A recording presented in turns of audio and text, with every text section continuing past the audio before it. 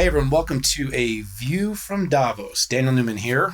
I'm sitting with my friend Matt Zielinksi, President International Markets at Lenovo. Amazingly traveled, several thousand miles to have a meeting that we could have if we only could find 20 minutes locally. 20 minutes right down 71. I know what we're doing. My neighbor in Austin. But it's great to be here in Davos, inside one of the beautiful suites at the Belvedere. Yes. And this is an inside-outside event. A lot of the content we did was outside.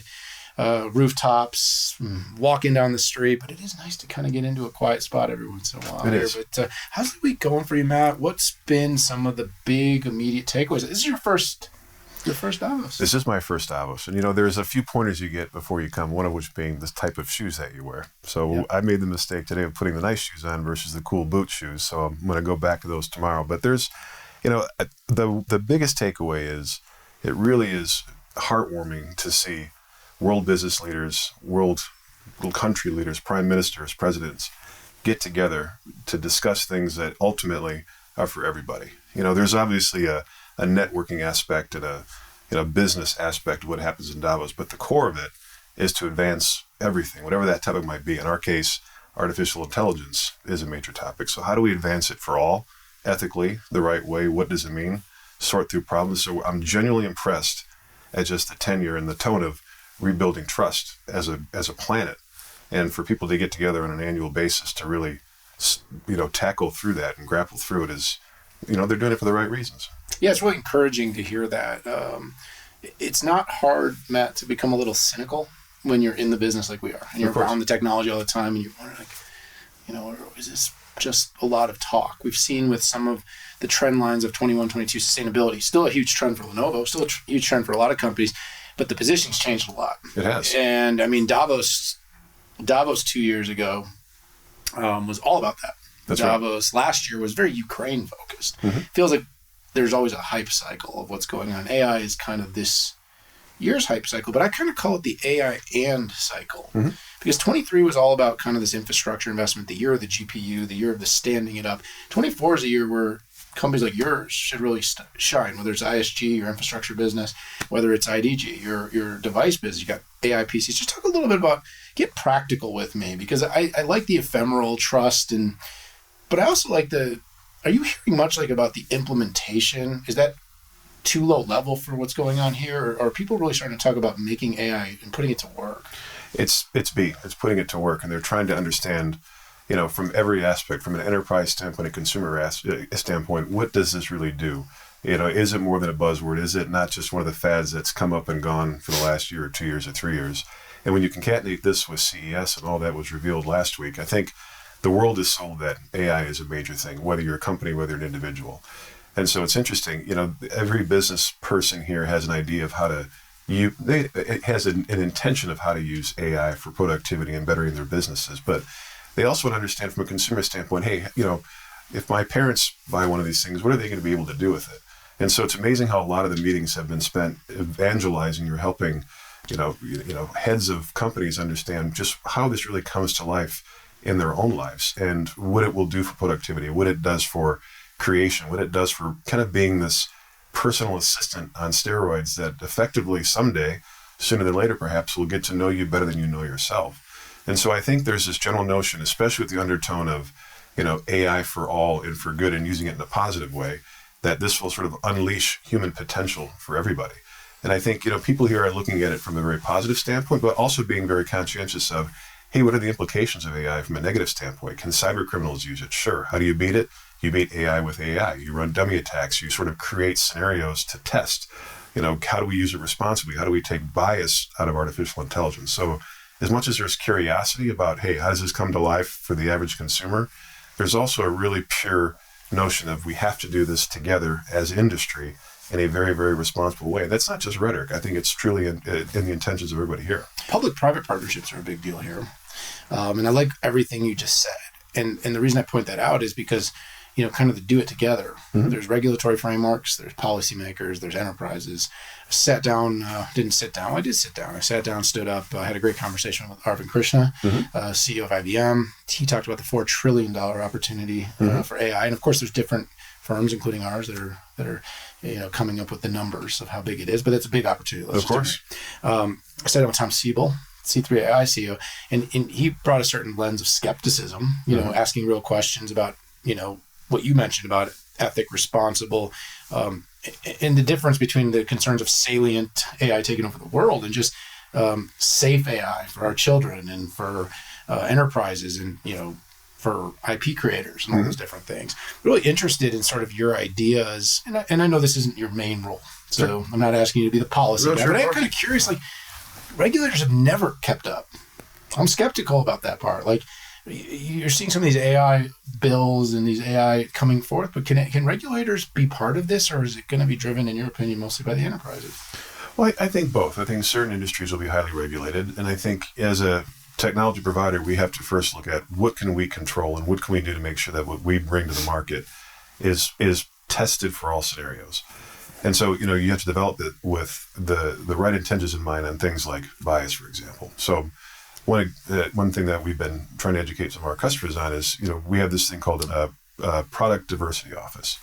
And what PDO does is when we're building new products, it keeps in mind things like, can anybody with any disability or impairment use our piece of technology? What does that mean? And how do you create technology for all from the very beginning, keeping any scenario in mind?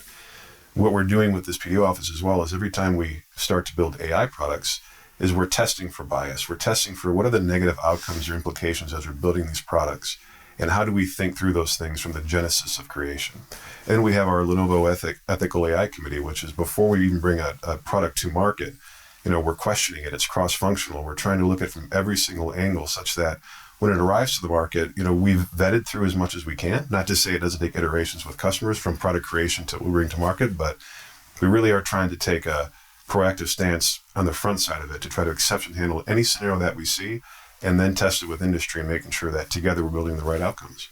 Let's move to, and by the way, thank you for that. I want to move to a connective conversation on CES in Davos. Sure. Very different audience. Yes, they are. Big time.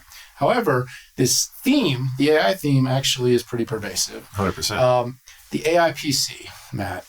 I'm hearing a lot. Obviously, at the Feature Group, we're doing everything from evaluating and testing to providing feedback and advice to companies like yours on this particular topic. But I'm curious, coming out, we were both at CES. Yes, we were were. Here. We've got this major, I think it's a super cycle coming. Mm-hmm. I'm curious what your sort of thought is. We've all had supercomputers in our pocket for a while. Are we going to have this completely new experience coming on the PC that's going to, I think, maybe make everything we're talking about here come to life for people? Because as much as our phones are important to us, we get our work done on, most of us get our work done on 100%. PC.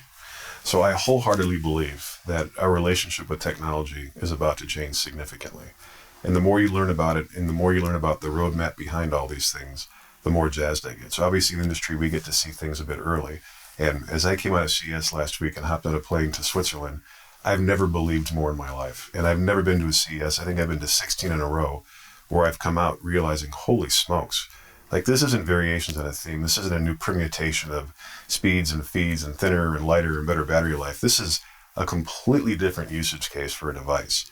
And what we see coming to market now, and what we will see coming to market in the back half, and then what we see coming to market in 2025 when all this comes together, and you have hardware that supports the more advanced models, it's like, oh my goodness, I've always loved this industry, but now to be a part of changing this relationship and changing how we interact on a daily basis with something that as a company we make is the most profound moment in my however many years I've been doing this. So I really don't think this is just another, hey, it gets 20% better. This is different. Your PC will be a different piece of hardware. And eventually, frankly, as you know, we have our Motorola smartphones, we have the pocket to the clouds, you like to say. All of these usage cases and models will show up in some shape and form in our smartphones in not too distant of a future. So agree, PCs will remain the highest productivity device. We learned that through some dark circumstances a few years ago, but this functionality that's going to change our relationship will also be, right in this thing too. So just a matter of time, it gets pretty exciting. I think it's pretty nice looking. Hey, this is called the Peach Fuzz Pantone color. This is the new Razor. And by the way, I probably can't name names, but we had some CEO level discussions with carriers today. And, when you put this kind of like that, they're like, hey, do we sell that? It's like, well, yeah, if you don't, you should. because everywhere you take it, it gets a hell of a lot of attention, and the razor is back. What's old is new, and what's new is old. You You notice they betcha. get bigger, they get smaller. That's right. I'm going to read these emails. Oh, my God. There you go. Oh, You've got to be okay. 5 places in an hour. Seems great. I'm not going to really show his screen, but you know, 'cause there's crazy people out there. Good, But, that's right. It'll look, but they're nice form, nice feel, nice size. And like I said, what is old is new, and it always inevitably these things make a comeback. So I'm still waiting for the tactile keys to end up back on the phones. I think you and I are the only 2 people that want that because of our volume of email, but maybe not. I've been selling it, but nobody's done it for me yet. But I tell you what, in terms of form factor innovations, we have extendable phones that aren't too far in the future.